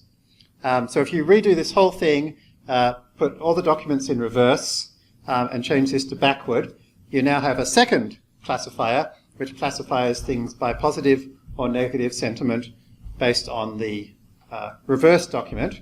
If you then take the 2 predictions and take the average of them, you basically have like a bidirectional model that you've trained each bit separately. That gets you to 95.4% accuracy. Okay, so we've basically lowered it from 5.9 to 4.6. So this kind of like 20% change in the state of the art it's almost unheard of. You know, it's like you have to go back to like Geoffrey Hinton's ImageNet computer vision thing where they chop like 30% off the state of the art. Like it doesn't happen very often. And so you can see this idea of like just use transfer learning is ridiculously powerful, but every new field thinks their new field is too special and you can't do it, right? So it's a big opportunity for all of us. So we turned this into a paper, and when I say we, I did it with this guy, Sebastian Ruder. Now you might remember his name because in lesson 5, I told you that I actually had shared lesson 4 with Sebastian because I think he's an awesome researcher who I thought might like it. I didn't know him personally at all. And much to my surprise, he actually watched the damn video. I was like, what NLP researcher is going to watch some beginner's video? But he watched the whole video and he was like, that's actually quite fantastic. I was like, oh, thank you very much. That's awesome coming from you. And he said, hey, we should turn this into a paper. And I said, I don't write papers. I don't care about papers. I'm not interested in papers. That sounds really boring. And he said, okay, how about I write the paper for you? And I said, you can't really write a paper about this yet because you'd have to do like studies to compare it to other things. They're called ablation studies to see which bits actually work. Like, there's no rigor here. I just put in everything that came in my head and chucked it all together and it happened to work. And he's like, okay, what if I write all the paper and do all the ablation studies? Then can we write the paper? And I said, well, it's like a whole library that like I haven't documented and like, I'm not going to yet. And like, you don't know how it all works. He said, okay, if I write the paper and do the ablation studies and figure out from scratch how the code works without bothering you, then can we write the paper? I was like, yeah, if you did all those things, then you could write the paper. And he was like, okay. And so then 2 days later, he comes back and he says, okay, I've done a draft of the paper. So I share this story to say, like, if you're some, student in Ireland, he's a student in Ireland, and you want to, like, do good work, don't let anybody stop you, right? Like, I did not encourage him, to say the least, right? But in the end, he was like, look, I want to do this work. I think it's going to be good, and I'll figure it out. And, he wrote a fantastic paper, and he did the ablation studies, and he figured out how fast AI works. And now we're planning to write another paper together. And so, like, you've got to be a bit careful, right? Because sometimes I get messages from random people saying, like, I've got lots of good ideas, can we have coffee? I can have coffee at my office anytime, thank you. But it's very different to say, like, hey, I took your ideas and I wrote a paper and I did a bunch of experiments and I figured out how your code works and I added documentation to it. Should we, submit this to a conference? Do you see what I mean? Like, there's nothing to stop you doing amazing work. And if you do amazing work that, like, helps somebody else, like in this case, I'm happy that we have a paper. I don't particularly care about papers, but I think it's cool that, these ideas now have this rigorous study. Like, let me show you what he did. He took all my code, right? So I'd already done all the fastai.text and stuff like that. And as you've seen, it lets us work with large corpuses. Sebastian is fantastically well read, and he said, here's a paper that Jan LeCun and some guys just came out with, where they tried lots of different classification data sets. So I'm going to try running your code on all these data sets. And so these are the data sets, right? And so some of them had, many, many hundreds of thousands of documents, and they were far bigger than anything I had tried. But I thought it should work, right? And so, he had a few good little ideas as we went along, and so you should totally make sure you read the paper, right? This paper. And he said, well, this thing that you called in the lessons differential learning rates, differential kind of means something else, like maybe we should rename it. So we renamed it. It's now called discriminative learning rates. So this idea that we had from part 1, where we used different learning rates for different layers, after doing some literature research, it does seem like that hasn't been done before. So it's now officially a thing, discriminative learning rates. And so all these ideas, like this is something we learned in lesson 1, right? It now has an equation with Greek and everything, okay? So when you see an equation with Greek and everything, that doesn't necessarily mean it's more complex than anything we did in lesson 1, because this one isn't. Again, that idea of unfreezing a layer at a time, also seems never been done before. So it's now a thing, and it's got the very clever name, gradual unfreezing. So then, long promised what we're going to look at this. slanted triangular learning rates. So this actually was not my idea. Leslie Smith, one of my favorite researchers who you all now know about, emailed me a while ago and said, I'm so over cyclical learning rates, I don't do that anymore. I now do a slightly different version where I have one cycle which goes up quickly at the start and then slowly down afterwards. And he said, I often find it works better. I tried going back over all of my old data sets and it works better for all of them, everyone I tried. So this is what the learning rate looks like. Right? You can use it in fastai just by adding use CLR equals to your fit. This first number is the ratio between the highest learning rate and the lowest learning rate. So here this is 1/32 of that. The second number is the ratio between the first peak and the last peak. Right? And so the basic idea is if you're doing a cycle length 10, do you want the first epoch to be the upward bit and the other 9 epochs to be the downward bit, then you would use 10. And I find that works pretty well. That was also Leslie's suggestion, is make about 1/10 of it the upward bit and about 9/10 the downward bit. Since he told me about it, actually it was just maybe 2 days ago, he wrote this amazing paper, A Disciplined Approach to Neural Network Hyperparameters, in which he described something very slightly different to this again, but the same basic idea. This is a must-read paper. It's got all the kinds of ideas that fastai talks about a lot in great depth, and nobody else is talking about this stuff. It's kind of a slog. Unfortunately, Leslie had to go away on a trip before he really had time to edit it properly, so it's a little bit slow reading, but it's don't let that stop you. It's amazing. So this triangle, this is the equation from my paper with Sebastian. Sebastian was like, Jeremy, can you send me the math equation behind that code you wrote? And I was like, no, I just wrote the code. I could not turn it into math. So he figured out the math for it. So you might have noticed the first layer of our classifier was equal to embedding size times 3. Why times 3? Times 3 because, and again, this seems to be something which people haven't done before, so new idea, concat pooling, which is that we take the average pooling over the sequence of the activations, the max pooling of the sequence over the activations, and the final set of activations, and just concatenate them all together. And again, this is something which we talked about in part 1, but doesn't seem to be in the literature before, so it's now called concat pooling, and again, it's now got an equation and everything, but this is the entirety of the implementation. Pool with average, pool with max, concatenate those two along with the final sequence.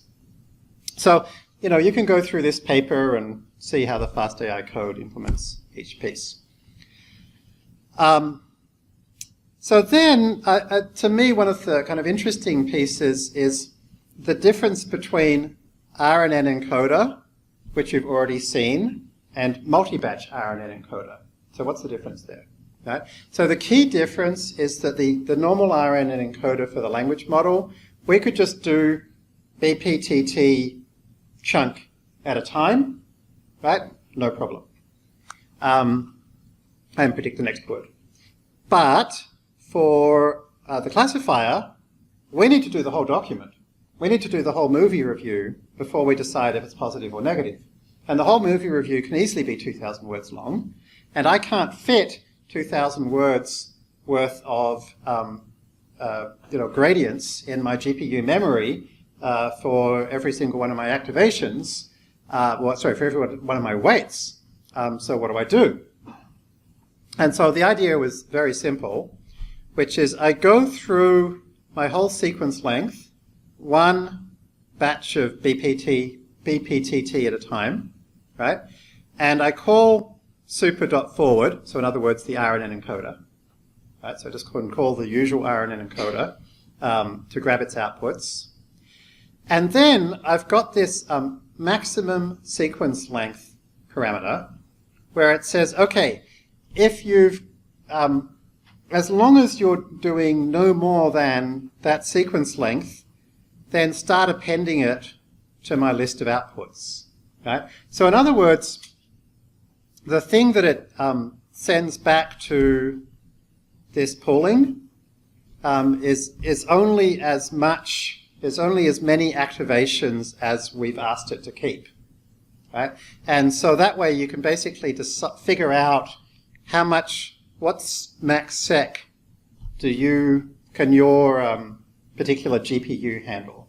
Right? So it's still using the whole document, but let's say max sec is 1,000 words, and your longest document length is 2,000 words. Right? Then it's still going through the RNN, creating state for those first 1,000 words, right?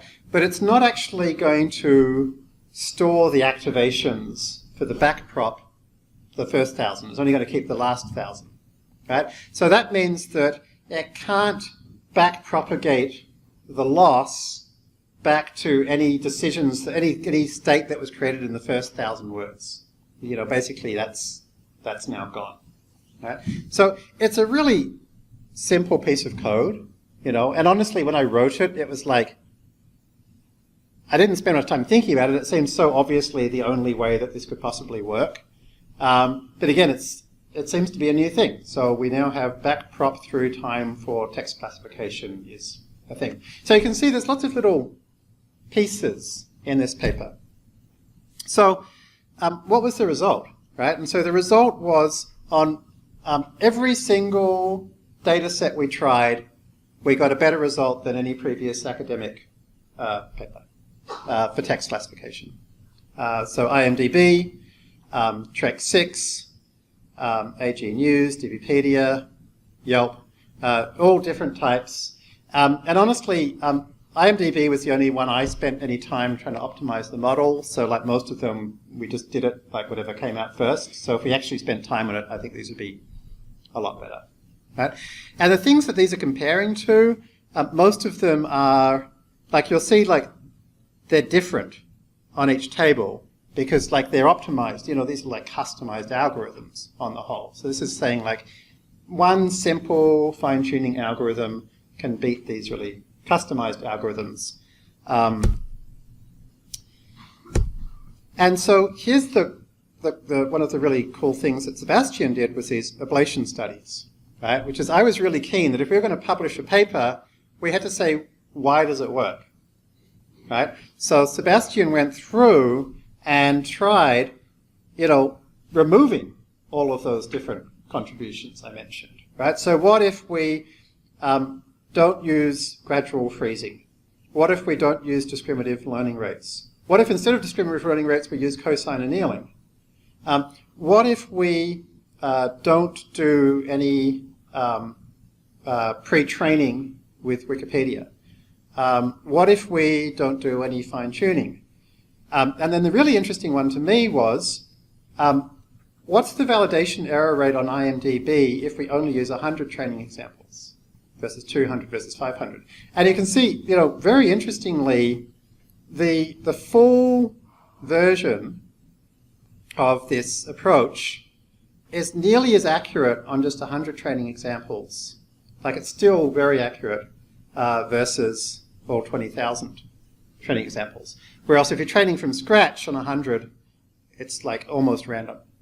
Right? So it's kind of like, it's what I expected. You know, I'd kind of said to Sebastian, I really think that this is most beneficial when you don't have much data. And this is like where FastAI is most interested in contributing, right? Is like small data regimes, small compute regimes, and so forth. And so he did these studies to check. So I want to show you a couple of tricks as to how you can run these kinds of studies. The first trick is something which I know you're all going to find really handy. I know you've all been annoyed when you're running something in a Jupyter notebook and you lose your internet connection for long enough that it decides you've gone away and then your session disappears and you have to start it again from scratch. Okay, so what do? There's a very simple, cool thing called VNC, where basically you can install on your AWS instance or Paperspace or whatever, X Windows, a lightweight window manager, a VNC server, Firefox, a terminal, and some fonts. Chuck these lines at the end of your VNC X startup configuration file, and then run this command. It's now running a server where if you now run, let me explain. It's now running a server where you can then run the type VNC viewer, or any VNC viewer, on your computer, and you point it at your server, right? But specifically what you do is you use SSH port forwarding to port forward port 5913 to localhost 5913, right? And so then you connect to port 5913 on localhost. It will send it off to port 5913 on your server, which is the VNC port, because you said :13 here, and it will display an X Windows desktop. And then you can click on the Linux Start Like button and click on Firefox, and you now have Firefox. And so you can now run, and you'll see here in Firefox it says localhost, because this Firefox is running on my AWS server, right? And so you now run Firefox, you start your thing running, and then you close your VNC viewer, remembering that Firefox is like displaying on this virtual VNC display, not in a real display. And so then later on that day, you log back into VNC viewer, and it pops up again. So it's like a persistent desktop. And it's shockingly fast. It works really well. Okay, so there's trick number one. And there's lots of different VNC servers and clients and whatever, but this one worked fine for me, so there you go. So you can see here I connect to localhost 5913. Trick number two is to create Python scripts, right? And this is what we ended up doing. So I ended up creating like a little Python script for Sebastian to kind of say, this is the basic steps you need to do, and now you need to create like different versions for everything else. And I suggested to him that he tried using this thing called Google Fire. What Google Fire does is you create a function with shitloads of parameters, right? And so these are all the things that Sebastian wanted to try doing. Different dropout amounts, different learning rates. Do I use pre-training or not? Do I use CLR or not? Do I use discriminative learning rate or not? Do I go backwards or not? Blah, blah, blah, right? So you create a function, and then you add something saying if name equals main fire.fire and the function name. You do nothing else at all. You don't have to add any metadata, any doc strings, anything at all. And you then call that script, and automatically you now have a command line interface. And that's it, right? So that's a super fantastic, easy way to run lots of different variations in a terminal, right? And this ends up being easier if you want to do lots of variations than using a notebook, because you can just like have a bash script that tries all of them and spits them all out. You'll find inside the DL2 course directory, there's now something called IMDb scripts, and I've put there all of the scripts that Sebastian and I used. So you'll see, because we needed to like tokenize every single data set, we had to turn every data set, numericalize every data set, we had to train a language model on every data set, we had to train a classifier on every data set, and we had to do all of those things in a variety of different ways to compare them. We had a script for all those things. So you can check out and see all of the scripts that we used.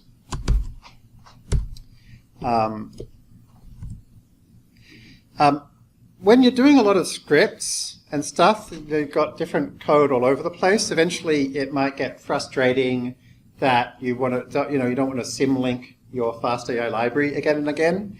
But you probably don't want to pip install it because that version tends to be a little bit old. We move so fast, you want to use the current version in Git. If you say pip install -e dot from the fastai repo base, it does something quite neat, which is it basically creates a symlink to the fastai library, the Git, in your Git installation right here, inside your site packages directory. Your site packages directory is like your main, Python library. And so if you do this, you can then access FastAI from anywhere, but every time you do git pull, you've got the most recent version. One downside of this is that it installs any updated versions of packages from pip, which can kind of confuse Conda a little bit. So another alternative here is just to symlink the FastAI library to your site packages library. Like that works just as well. And then you can use FastAI again from anywhere, and it's quite handy when you want to kind of run scripts that use FastAI from different directories on your system. Okay, so one more thing before we go,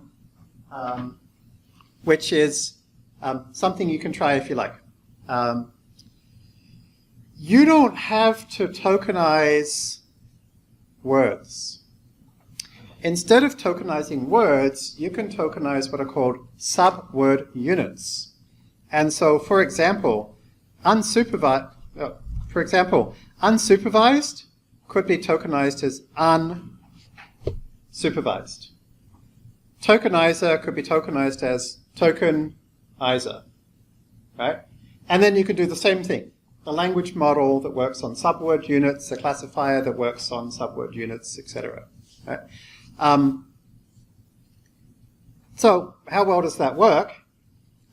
I started playing with it, and with not too much playing, I was getting classification results that were nearly as good as using word-level tokenization. Not quite as good, but nearly as good. I suspect with more careful thinking and playing around, maybe I could have got as good or better. But even if I couldn't, if you create a subword unit wiki text model, then IMDb model, language model, and then classifier, forwards and backwards for subword units, and then ensemble it with the forwards and backwards word level ones, you should be able to beat us. Right? So here's an approach you may be able to beat our state-of-the-art result. Google has, Sebastian told me about this particular project, which is great. Google has a project called Sentence Piece, which actually uses a neural net to figure out the optimal splitting up of words. And so you end up with a vocabulary of subword units. In my playing around, I found that creating a vocabulary of about 30,000 subword units seems to be about optimal. So if you're interested, there's something you can try. It's a bit of a pain to install. It's C++. It doesn't have great error messages, but it will work. There is a Python library for it, and if anybody tries this, I'm happy to help them get it working. There's been little, if any, experiments with ensembling subword and word level stuff classification, and I do think it should be the best approach. All right, thanks everybody. Have a great week, and see you next Monday.